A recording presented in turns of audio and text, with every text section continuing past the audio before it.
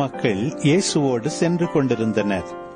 அவர் திரும்பி பார்த்து அவர்களிடம் கூறியது, என்னிடம் வருபவர் தம் தந்தை, தாய், மனைவி, பிள்ளைகள், சகோதரர், சகோதரிகள் ஆகியோரையும், ஏன் தம் உயிரையுமே என்னைவிட மேலாக கருதினால் அவர் என் சீடராயிருக்க முடியாது. தம் சிலுவையை சுமக்காமல் என் பின் வருபவர் எனக்கு சீடராயிருக்க முடியாது.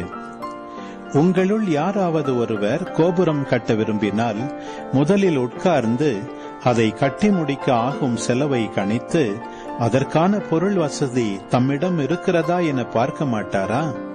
இல்லாவிட்டால் அதற்கு அடித்தளமிட்ட பிறகு அவர் கட்டி முடிக்க இயலாமல் இருப்பதை பார்க்கும் யாவரும் ஏளனமாக, இம்மனிதன் கட்டத் தொடங்கினான், ஆனால் முடிக்க இயலவில்லை என்பார்களே.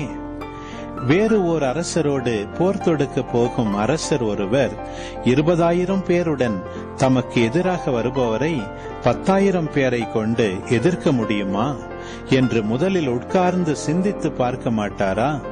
எதிர்க்க முடியாதெனில் அவர் தொலையில் இருக்கும் போதே தூதரை அனுப்பி அமைதிக்கான வழியை தேட மாட்டாரா? அப்படியே உங்களுள் தம் உடைமையை எல்லாம் விட்டுவிடாத எவரும் என் சீடராயிருக்க முடியாது.